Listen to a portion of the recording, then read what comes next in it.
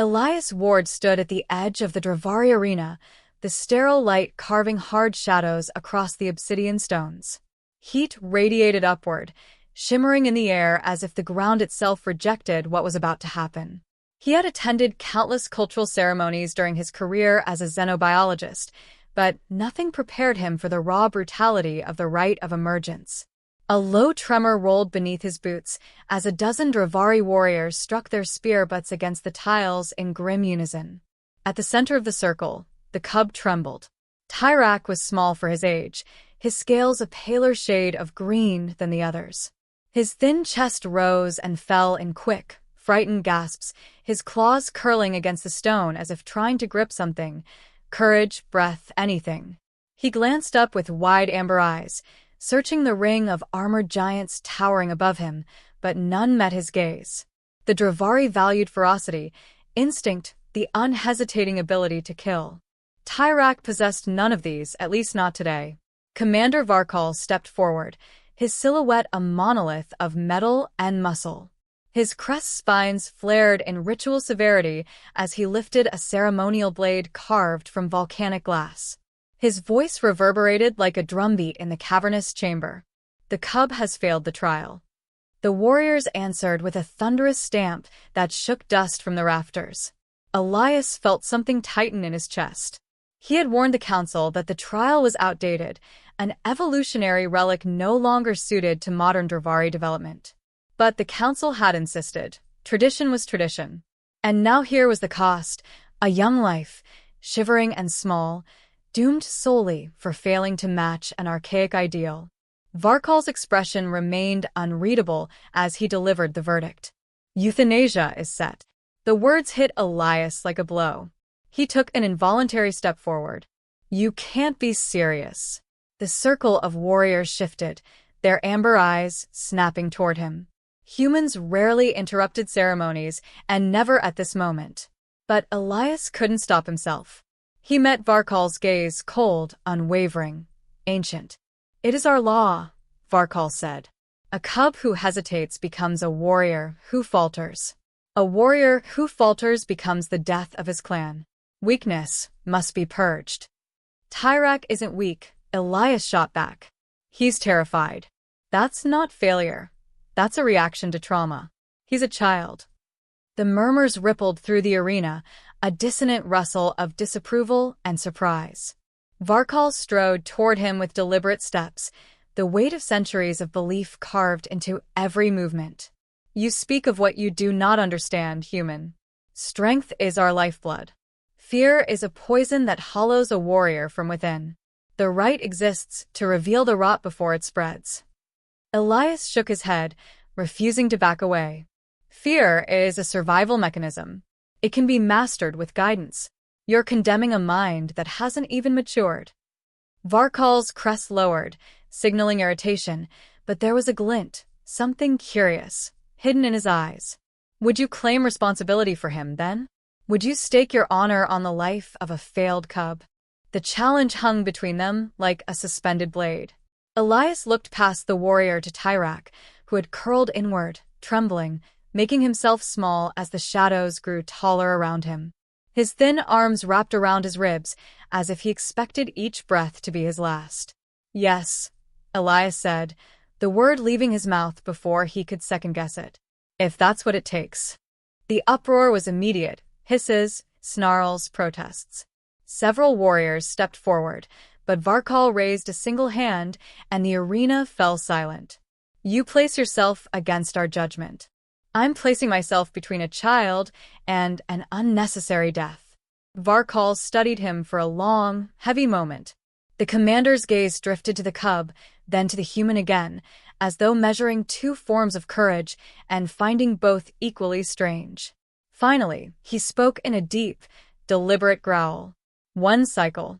You have one cycle to prove he has value beyond the trial. If the council is not convinced by then, the sentence stands. Elias's pulse hammered in his ears, but he kept his posture firm. I'll take him now. Varkal's jaw tightened. He remains in confinement. You may visit him under guard. Do not mistake this for leniency. I don't need leniency, Elias said quietly. I need time. The warriors parted reluctantly, giving Elias a narrow path to approach the cub. Tyrak looked up, his pupils contracting to thin slits as the human crouched beside him. Fear still shivered through every line of his small frame, but there was something else beneath it, an aching need to understand why someone had spoken for him. Elias extended a hand, palm open, no threat in posture or tone. Hey, he whispered softly, careful not to trigger another panic. My name is Elias. I'm not going to let them hurt you. Tyrak didn't respond with words. The Dravari cubs had limited speech at his age, but he inched forward by the smallest fraction. A hesitant, hopeful chirr escaped his throat. Elias felt the sound settle deep in him, fragile and trusting. A pair of warriors approached to escort the cub back to confinement. Tyrak flinched as they neared, but Elias placed himself between them long enough to offer a final reassurance. I'll be back soon, he promised. You're not alone anymore. The guards seized Tyrak by his shoulders and led him away, his claws scraping lightly against the stone. Elias watched until the child vanished behind the heavy iron doors.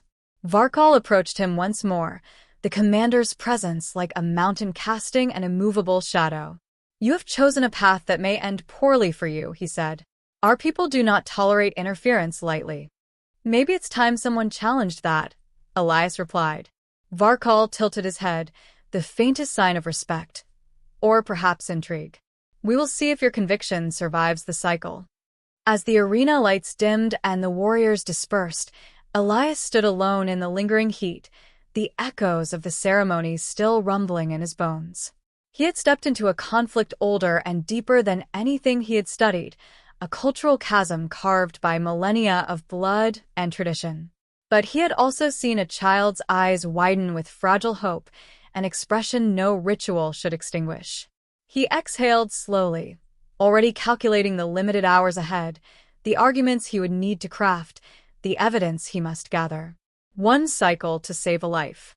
One cycle to challenge an entire civilization.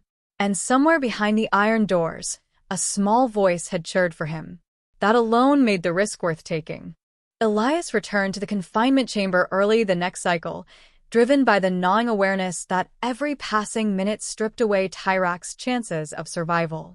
The guard at the door, a stoic warrior named Reek, opened the reinforced gate with a reluctant hiss of hydraulics. Inside, the room was dim, illuminated only by a soft amber strip along the ceiling. Tyrak sat curled in the corner, knees drawn to his chest, small claws tapping nervously against the floor in a rhythmic pattern that spoke of fear more than thought. Elias approached slowly, allowing the cub's senses time to register his presence. Tyrak's head lifted, and the low, uncertain chirr he made was both greeting and plea. Elias crouched and set down the small pack he had brought, filled not with contraband but with harmless tools, light prisms, patterned tiles, objects designed to measure problem-solving tendencies. He needed to understand the child's mind before he could defend it. Tyrak, he whispered, we're going to try something new. No pain. No danger. Just learning. The cub blinked, and his crest quivered faintly, a sign of cautious curiosity. Elias arranged the tiles on the floor in a simple pattern and handed one to Tyrak. The child studied it, sniffed it, and then delicately placed it in the only position that completed the sequence. Elias suppressed his smile. This wasn't luck. Tyrak had recognized the pattern instantly. He increased the difficulty. Tyrak solved each configuration with astonishing speed, his small fingers moving with deliberate precision. What stood out most was not the correctness of the answers, but the absolute stillness in his body whenever he concentrated, a striking contrast to the frantic tremors he had displayed in the arena. You're not weak, Elias murmured, more to himself than to Tyrak. You think. You observe. You wait. That's not failure, it's a different kind of strength.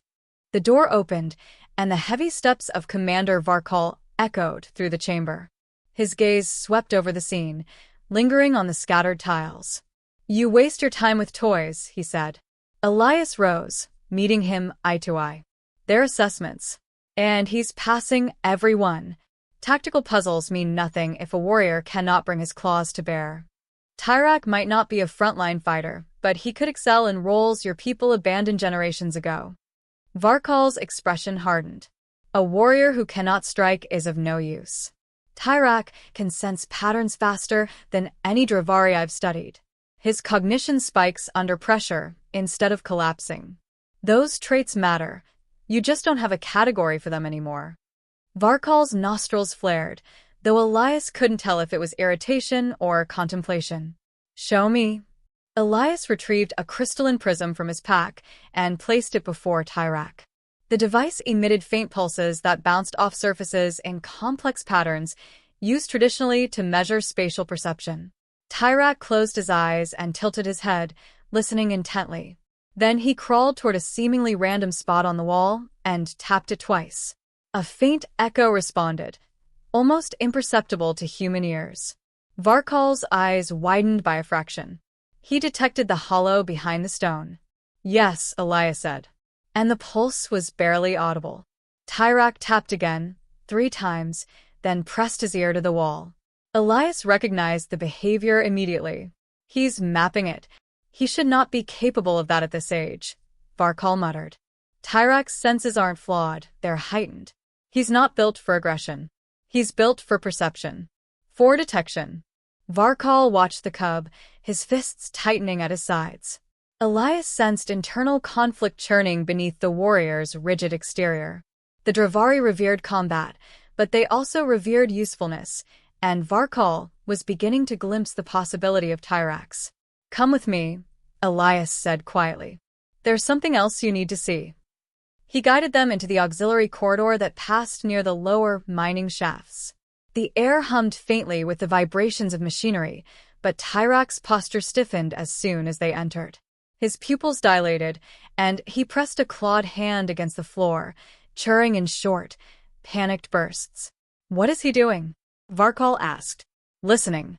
The cub scurried forward, tugged Elias's sleeve, then pointed down the corridor with trembling insistence. Elias placed his own ear to the wall but heard nothing. Something's wrong. He senses instability.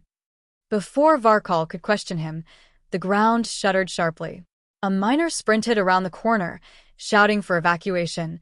One of the supports in the lower tunnel had cracked, and the structure was seconds away from collapse. Varkal's eyes snapped toward Tyrak in disbelief. He knew before the alarms. Tyrak pressed himself against Elias's leg, whimpering, but his gestures were deliberate, pointing toward the safest path.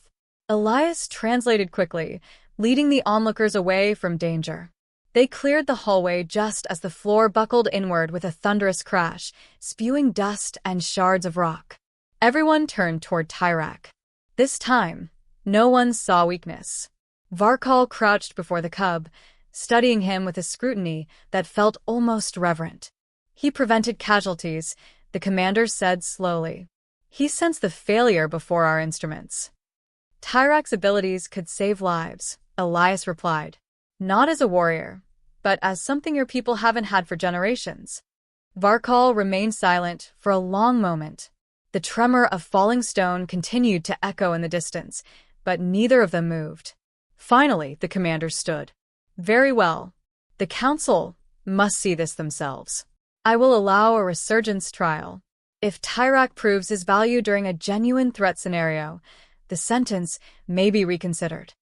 Elias felt a cautious surge of hope, though he kept his expression measured. "Thank you. He deserves the chance."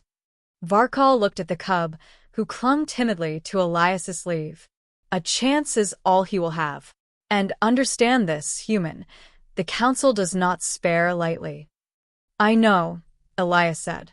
"But that child is more than your traditions account for." Varkal turned away without responding, but the rigid certainty in his posture had loosened. Elias watched him go, then knelt beside Tyrak, gently brushing dust from the cub's scales. "You did well," he whispered. "You saved people today." Tyrak leaned against him, exhausted but calmer, as though he sensed that something significant had shifted. The cycle was not over. The danger ahead was far from gone. But for the first time, Elias believed the cub might actually survive it. The resurgence trial never had the chance to begin. Elias was reviewing his notes in the observation lab when the first tremor rolled through the outpost, subtle enough that the overhead lights only flickered, yet heavy enough to raise the hair on his arms. A second wave followed, deeper, almost organic in its rhythm. Dravari architecture was engineered to withstand tectonic instability, but the vibrations felt wrong, closer, more deliberate, like something moving beneath them. Across the hall, Tyrak stiffened. The cub's crest rose instinctively as he pressed both palms to the floor, churring in quick, stuttered bursts. Elias hurried to him. "What do you hear?" Tyrak didn't look up. His eyes were glazed with focused instinct, his entire body attuned to the subterranean echoes. Then he jerked violently away from the floor, scrambling behind Elias and shaking. Before Elias could decipher the reaction, the alarm screamed. Reek, breathless and dust-covered, burst into the corridor. "The lower tunnels are compromised. Something is breaking through the bedrock." Elias felt the icy certainty settle in his gut. The burrowers. Reek didn't wait for confirmation. "Commander Varkal is assembling warriors. You are to shelter immediately." A deafening crash swallowed the end of the sentence. The ground split with a violent roar as stone ruptured upward. A monstrous shape burst through the floor, armored plates glinting, jaws snapping. The creature's blind, bone-plated head swept the corridor, scenting movement. Its legs gouged deep scars in the tiling as it let out a shrill, pulsing screech. Tyrak whimpered and clutched Elias's sleeve. "Move!" Reek shouted, shoving them toward the auxiliary passage. Warriors poured into the corridor, spears extended, blades humming. Varkal emerged at the front, clad in full combat armor. His presence alone steadied the frantic scene, though even he tensed at the sight of the burrow. 2 more breaches reported.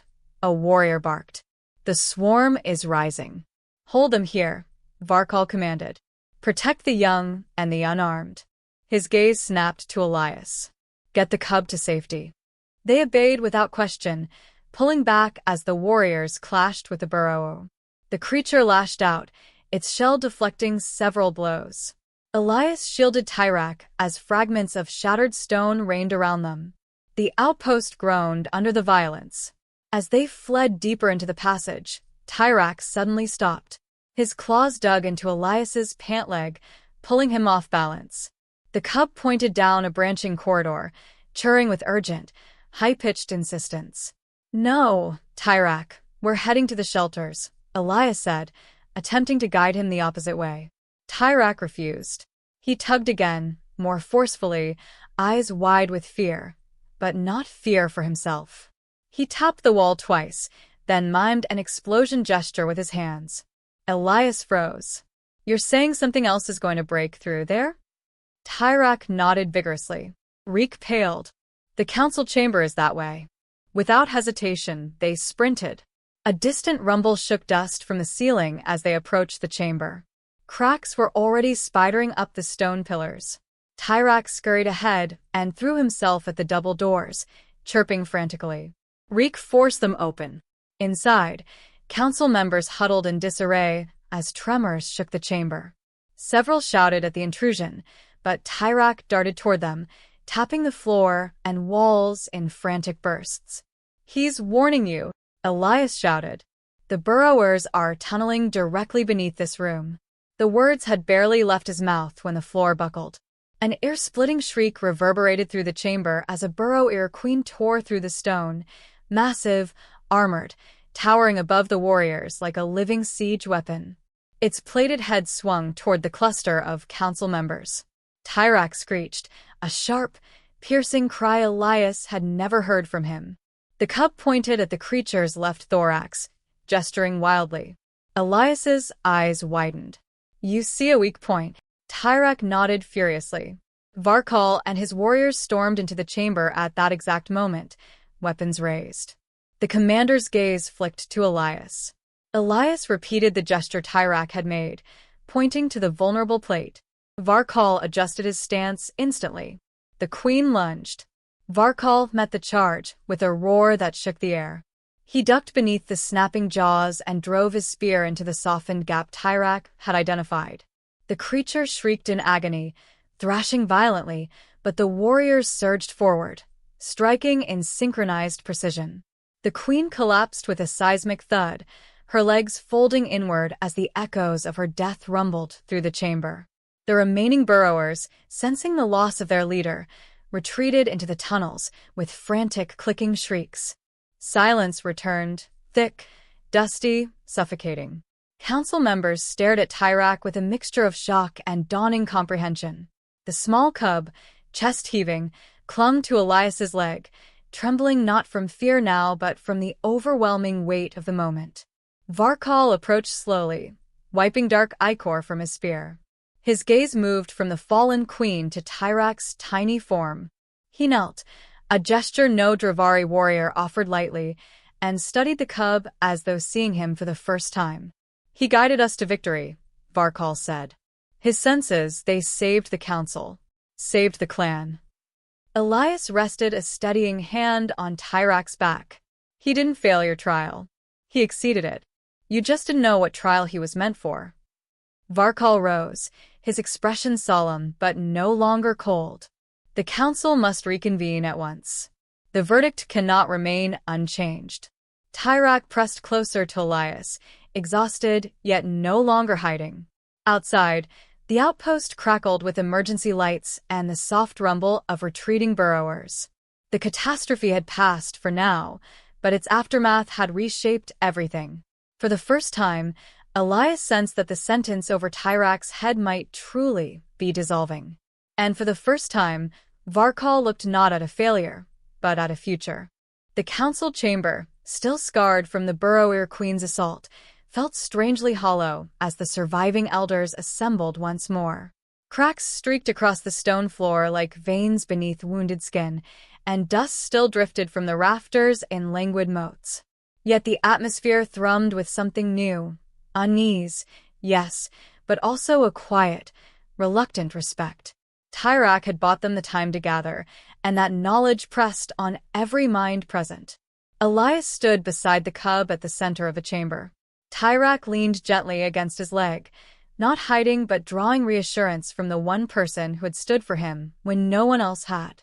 Across the circle, Commander Varkal observed them with an unreadable expression, part contemplation, part pride, and part bewilderment that he refused to show too openly. Elder Varric, the eldest of the council, lifted his staff for silence. "Begin." Varkal stepped forward, armor still bearing streaks of burrower ichor. The outbreak was contained because of the cub's perception abilities. He detected the initial breach before any sensor registered it. He identified a tunnel collapse, predicted an attack point, and located a structural weak point on the queen's carapace. His gaze slid briefly to Tyrak. "These contributions cannot be denied." A murmur rippled around the chamber. Some elders nodded, others scowled. "Commander," Elder Hethron said, "the right of emergence is not about usefulness alone. It is about courage." The cub froze when confronted with controlled danger and fled from confrontation. That cannot be ignored. Elias stepped forward despite the breach in protocol. He didn't freeze. He assessed. Tyrak isn't driven by aggression. He's driven by awareness. He doesn't act until he understands the threat. That hesitation isn't fear, it's deliberation. Elder Hethron's eyes narrowed. A warrior who thinks too long is dead. And a warrior who strikes without understanding gets others killed, Elias countered. Tension laced the air, but Elder Varric raised a hand. The human speaks with conviction, but conviction alone cannot overturn millennia of practice. Tyrak lifted his head at the rising voices. He stepped forward, tiny claws clicking faintly. His crest trembled, but his posture remained steady. Slowly, deliberately, he approached a broken section of the wall where the queen had burst through. He crouched, touched the fracture line, then glanced at the council with a soft, low chirr. Elias understood instantly. "He wants to show you." Varkal nodded. "Then let him." Tyrak placed his ear against the cracked stone. For several long breaths the chamber remained silent except for the faint hum of emergency power. Then the cub pulled back and tapped 3 precise points on the wall. Warriors rushed to examine them. Reek pressed his hand against one of the indicated spots. These points, the structure here is weakened. If another aftershock hits, the chamber could collapse. Elder Varric stared. Your machines detected nothing. They wouldn't, Elias said. The damage is internal, muffled by the density of the stone. Tyrak picks up vibrational patterns far more subtle than your sensors can detect. A hush fell. Tyrak, shaky but resolute, pointed toward the exit, tapping twice, his new gesture for danger. He's warning you again, Elias translated softly. He's doing what he was born to do. Varkal stepped forward, voice low but resonant. Elders, this cub has already saved your lives once. And now he warns you of another threat. He is not a failed warrior. A pause. Heavy, deliberate. He is a new kind of warrior. The elders exchanged glances. Tradition clashed visibly with evidence, with survival, with raw truth. Elder Varric closed his eyes for a long moment before speaking. The right exists to protect our people from weakness. But it was forged in an age long gone. To cling to it blindly would now be the weakness we claim to fear. Elder Hethrin bristled. You would undo our customs for one cub? No, Varric replied, opening his ancient eyes. I would adapt them for all future cubs who are like him. A long silence followed. Finally, with a heavy exhale that seemed to carry centuries of resistance, Elder Varric struck the floor with his staff. The sentence is reversed. Tyrak of the Dravari is to be recognized as a protector, an echo-sentinel of the clan. Tyrak blinked and looked up at Elias, as if unsure he understood. Elias knelt beside him, brushing a hand gently over his crest. It means you live, he whispered, voice cracking with relief. It means you're one of them, officially. A soft chirr escaped Tyrak, wavering yet full of wonder. Varkal approached and knelt before the cub, lowering his crest in a formal gesture of honor. Tyrak, he said, you saved our people. You have my respect and the respect of all warriors who value truth over tradition. Tyrak reached out with trembling claws and touched Varkal's armored wrist. A gesture of acceptance. Elias swallowed hard. The weight of the moment pressed into him, a fragile life reclaimed from the jaws of a culture that had nearly crushed it. Yet as he stood, he sensed something deeper unfurling. This was not merely the salvation of one child. It was the beginning of change.